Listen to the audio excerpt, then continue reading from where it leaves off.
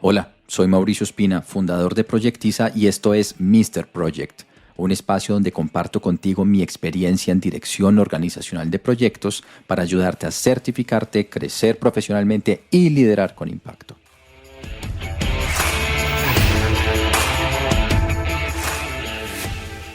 Dirigir y gestionar el trabajo del proyecto. Uno de los procesos de acción, de llevar a cabo, de materializar. Lo vas a encontrar como parte del grupo de procesos de ejecución. Obviamente, como vamos en estos episodios, obviamente estamos hablando de gestión de la integración. Y comencemos diciendo que es este proceso el que lleva a cabo lo que planeaste. Es decir, una vez tienes el plan de dirección de proyecto aprobado, lo siguiente es llevarlo a cabo, ¿verdad? Ese finalmente es el gran objetivo del proyecto. Entonces de eso se trata. Cuando yo me certifiqué, me costaba un montón diferenciar esto. ¿Por qué? Porque de alguna forma confundía y en mi mente se mezclaban dos procesos en especial: dirigir y gestionar el trabajo del proyecto y monitorear y controlar el trabajo del proyecto. Yo no sé por qué, no sé si a ti te pase lo mismo, pero en ese momento, hace ya muchos años, para mí era un poco lo mismo. Así que eso es lo que quisiera ayudarte a aclarar. Mira, dirigir y gestionar el trabajo del proyecto tiene que ver con llevar a cabo, tiene que ver con estar en campo, dirigiendo a las personas, estando súper pendiente que todas las personas estén cumpliendo con lo previsto, que si hay alguna dificultad o algún impedimento, por supuesto, tú tienes que estar pendiente para resolverlo. Si alguien se está quedando, pues eres tú el responsable de hacer la llamada, etcétera, etcétera. Imagínate lo siguiente, obviamente estoy caricaturizando, pero puede servir. Las personas que se ocupan de dirigir y gestionar los trabajos del proyecto son personas muy activas normalmente, son ese tipo de personas que les gusta estar en campo. En Colombia decimos que son muy intensas y son especialmente buenas porque justamente cuando llegan a la obra, al proyecto, bueno, en realidad lo que estés haciendo, son personas que imprimen muchísima dinámica de trabajo y siempre están averiguando, llamando, mordiendo. Son un poquito intensos, pero eso está muy bien porque en este proceso aportan muchísimo, ¿ves? Ahora, hablemos estructuralmente del proceso como tal. ¿Cuáles son las entradas del proceso? Bueno, mira, cuando uno revisa el PMBOK 6, siendo aquí lo más juicioso que puedo, vas a encontrar las siguientes entradas. La primera es bastante evidente, en mi opinión, y es el plan para la dirección de proyecto. Obviamente, si vas a ejecutar, pues tendrás que ejecutar un plan, ¿verdad? Entonces, esa es la entrada estrella. Además, vas a encontrar otras cosas. Recuerda que el estándar de proyectos y el PMBOK dividen el plan de dirección del proyecto de los documentos. Así que la segunda entrada, obviamente, van a ser los documentos de proyecto, es decir, todos los documentos que no hagan parte específicamente del plan de dirección de proyecto ya son documentos de proyecto. Y específicamente, ¿a qué se refiere el PMBOK en este punto? Al registro de cambios. Ese tema es súper importante, donde vas a guardar todos los cambios que se han presentado, qué pasó con ellos, si fueron aprobados, no fueron aprobados, por qué, etcétera. Si fueron aprobados, en qué momento fueron incluidos. El registro de lecciones aprendidas, importantísimo. Obviamente el objetivo es no meter la pata una y otra vez en lo mismo. Por supuesto, todos estamos sujetos a cometer errores, eso es natural en nosotros. Lo que no es tan bueno es estar cometiendo una y otra vez el mismo error en el mismo proyecto. Quiere decir que no estás aprendiendo mucho. Y es ahí donde entran las lecciones aprendidas. De hecho, más adelante, en otro episodio, vamos a ver ese proceso, el proceso de gestión del conocimiento de proyectos. También la lista de hitos, porque son los hitos los que de alguna forma son los checkpoints que te van a ir guiando y que de alguna forma te van a ir diciendo si vas bien o mal. Todo lo que tenga que ver con las comunicaciones del proyecto. No estoy hablando del plan de comunicaciones, porque el plan de comunicaciones hace parte del plan de dirección de proyecto. Estoy hablando de las comunicaciones, los emails y todas esas cosas que es muy importante guardar. A veces, producto del afán y de tantas cosas que pasan en los proyectos, uno no es tan juicioso guardando las comunicaciones o etiquetando esas comunicaciones y eso puede traer problemas. Otro elemento clave es el cronograma del proyecto, la matriz de trazabilidad de requerimientos o de requisitos, que es lo que vas a utilizar justamente para validar el alcance con el cliente y un poco para demostrarle al cliente que estás haciendo exactamente lo que se acordó con él y cubriendo sus necesidades según él las expresó en ese momento, el registro de riesgos, y todo lo que tenga que ver con informes de riesgo en general. Esas también son entradas y recuerda que todo esto se consideran documentos de proyecto. Además, las solicitudes de cambio aprobadas. ¿Por qué? Porque es muy importante que te asegures que si un cambio se aprobó, efectivamente lo estás incluyendo en el plan y estás ejecutando en consecuencia. Pasa muy seguido que se presenta un cambio siguiendo el control integrado de cambios del proyecto y nunca se incluye en el proyecto, sigues trabajando con lo mismo, entonces es un gran error. Además, existen todas las pruebas del mundo que demuestran que efectivamente no incluiste un cambio que sí debías incluir. Los factores medioambientales de la empresa o de la organización siempre pues, te van a afectar.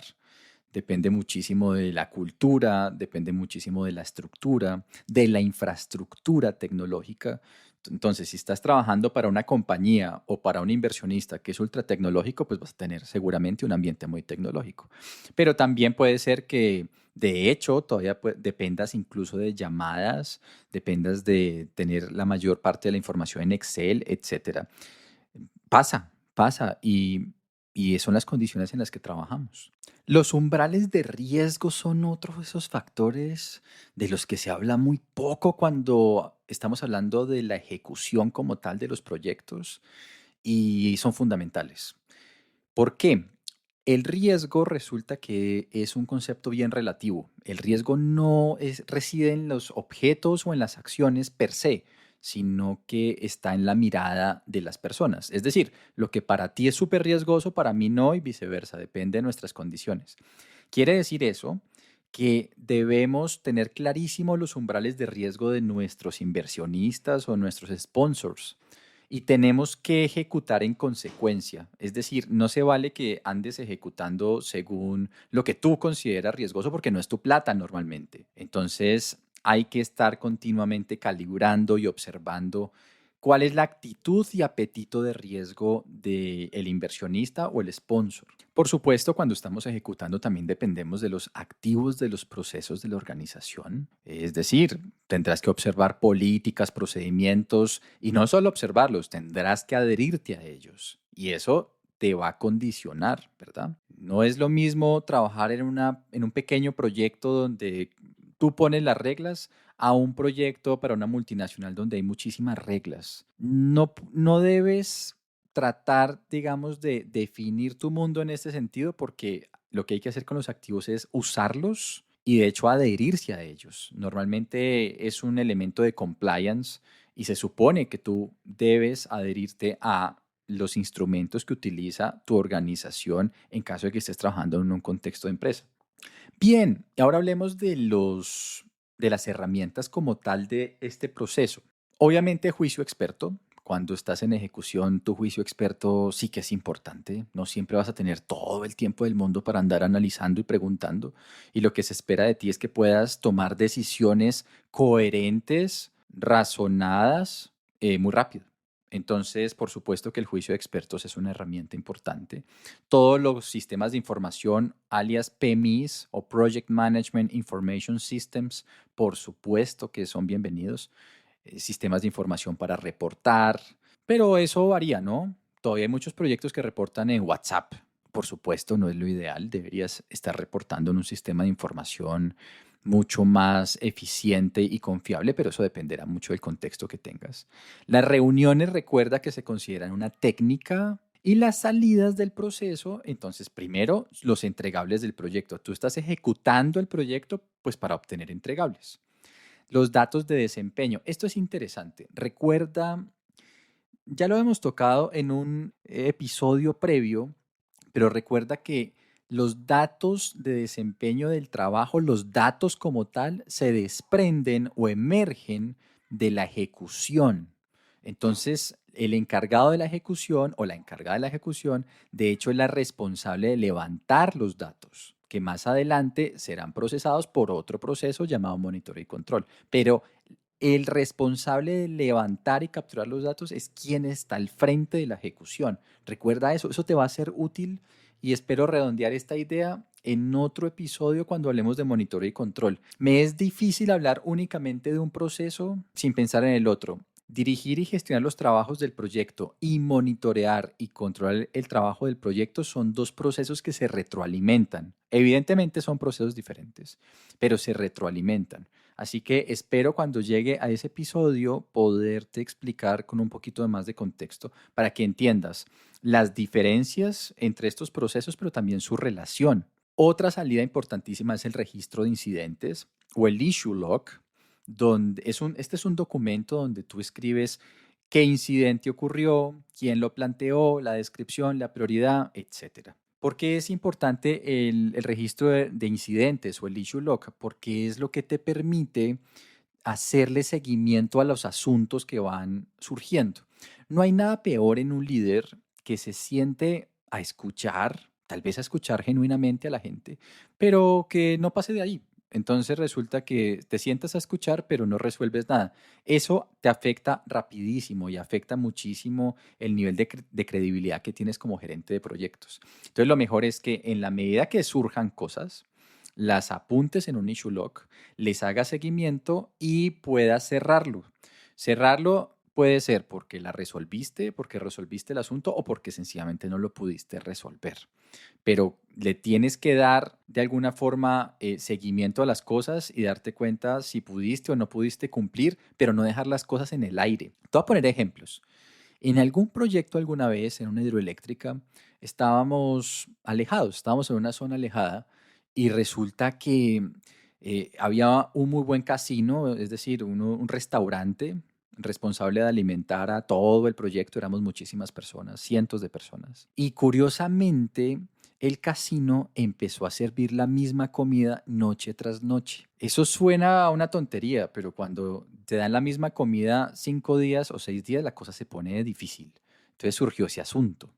Y fíjate, cualquiera hubiera podido decir, no, pues eso es un tema menor, no me ocupo de eso, pero enseguida todo el equipo, todo el mundo empezó a protestar. Entonces ese fue un punto que se puso en un issue log.